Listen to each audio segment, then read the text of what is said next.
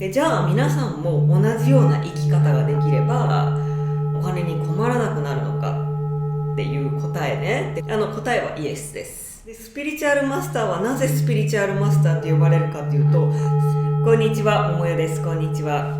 はい、今日は皆さんにね、お金の心配をなくす方法についてお伝えしたいと思います。主にね、スピリチュアルなお話、お金と、スピリチュアルって結構リンクしてお話できることがあるので、また皆さんが知りたいことってそれだったりもすると思うんですけど、すごい大事なお話をするんで、ぜひ聞いてください。まずね、お金って本当にいろんな方面からお話しすることができて、例えば自分の中にあるトラウマとね、お金が関係しているっていうこともあったりするんで、そういう場合はこう深いね、ワークとかをやって、癒しとかをやって取り除いていく必要とかがあるんだけど、今日はそういったお話ではなくて、どっちかっていうとお金に困らないようになるにはどうしたらいいかっていうお話ですね。それで大きく分けると2つあるんですけど、1つ目は皆さんもご存知のように本当に安全に生きるというか、お金ね、経済的なことに関してすごく真剣に向き合って、この3次元的にこうするとこれぐらいね、将来安全かなみたいな、わからない貯金をするだとか、自分の老後のことを考えて今をね生きるとか、あとは少し投資をしておくとか、そういった3次元的にできることってたくさんあると思うんですよ。今の会社はすごくつまんないけど、でも社会保障とかがすごくちゃんとしてるので辞めないでおこうとかって、一つはこれですよね。で、これはね、結構それなりにすごい大切だと思っていて、やれる人はやはり3次元的にもこう安全に暮らせるようにっていうのはちゃんと頭で考えて賢く動くっていうことをね、やってもいいと思うんですよ。だけど今日皆さんが聞きたいのはここじゃないと思うのね。また私もその経済的なマスターではないので、私がプロフェッショナルに話せることでもないのがこの一つ目なんですけど、よく皆さんが耳にするのがスピリチュアルに生きるようになると、スピリットに生きるようになると経済的に守られるんじゃないか、宇宙から経済的にねお金も困らなくなるんじゃないかっていうことを結構これまで耳にしてきて、信じたい、そうなのみたいな、じゃあ私もスピリチュアルに生きたいって思った方ってすごく多いと思うんですよ。でね、これは本当にある。で、誤解を生まないようにちゃんと説明したいと思うんですけれども、私もね、やはりスピリットの感覚が強くなるようになって、なんていうかお金のことっていうのをそもそもあまり考えなくなるようになったんですね。で、気がつくとそんなになんかお金に困るみたいな状況ももちろんないかなみたいな風な。で、これを周りの人が見ると、いや、桃江さんはそうやって宇宙に守られてるから、ガイルに守られてるから困るようなことにはならないんですよっていう風に言ってくれるんですね。で、確かにそうかもしれないんですよ。で、じゃあ皆さんも同じような生き方ができればお金に困らなくなるのかっていう答えね。で、これまではイエスっていう風に言わないでいたんですけれども、今年に入ってもうこんなに大きくエネルギーが動くので、私も勇気を持って言おうと思うんですけど、答えはイエスです。ただスピリチュアルってね、マスターっていう言葉があるじゃない。スピリチュアルマスターってね、マスターっていう言葉が存在するぐらいなんで、スピリチュアルってマスターしていくものなんですよ。で、スピリチュアルがマスターできないうちにそのスピリチュアルマスターの真似をすると多分路頭に迷うんですね。で、スピリチュアルマスターはなぜスピリチュアルマスターって呼ばれるかというと、スピリチュアルに生きることをマスターした人だからなんですよ。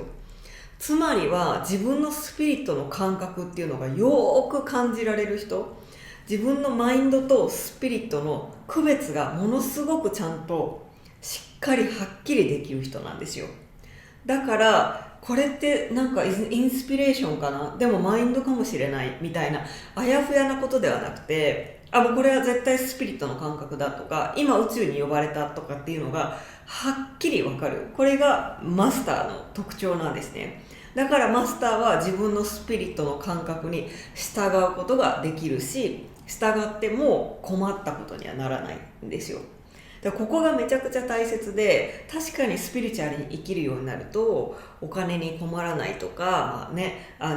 困ったことが少なくなってくるっていうのは実際あるにはあるんですけれども、それは自分のスピリットをマスターしているから。つまりは、もしそのお金のことをね心配したくないなみたいなのをスピリチュアル的にやってみたいという方が、今日ここでね動画を見てくださってると思うんですけれども、そういう場合はやっぱりスピリットをマスターしていく。つまりは、自分のマインドもマスターしていって、そのマインドとスピリットの感覚の違いを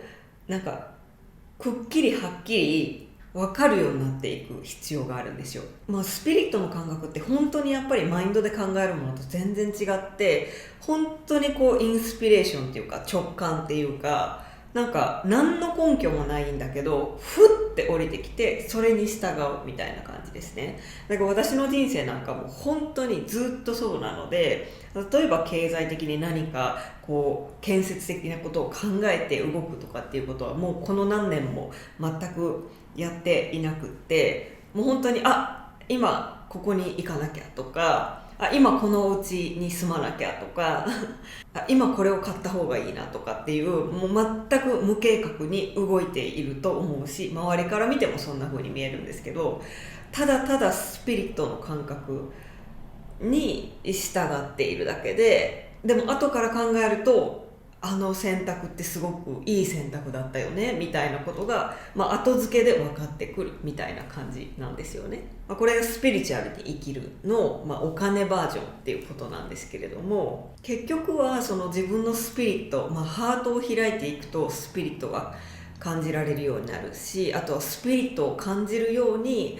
鍛えていく。あとは自分のマインドをね深く理解していくと、やっぱりスピリットとマインドの違いっていうのがすごくよく分かってくるようになるので、こうやってスピリットはスピリット、マインドはマインド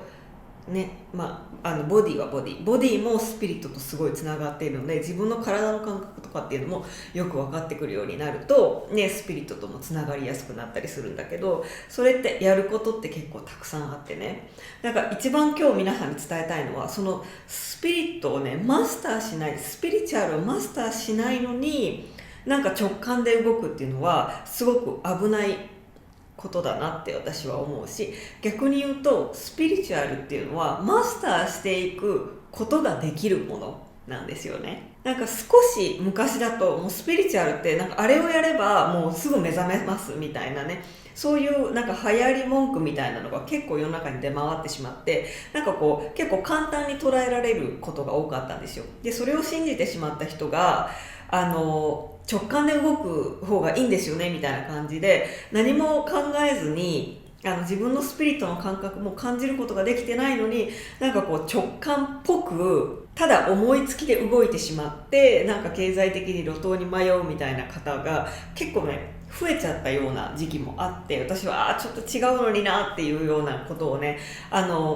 皆さんにお伝えする側からしてねもどかしい感じで見ていた時っていうのもすごくあったんですけれども、今よく皆さんに伝えるのは、その自分のスピリットの感覚、インスピレーション、これが取れないんであれば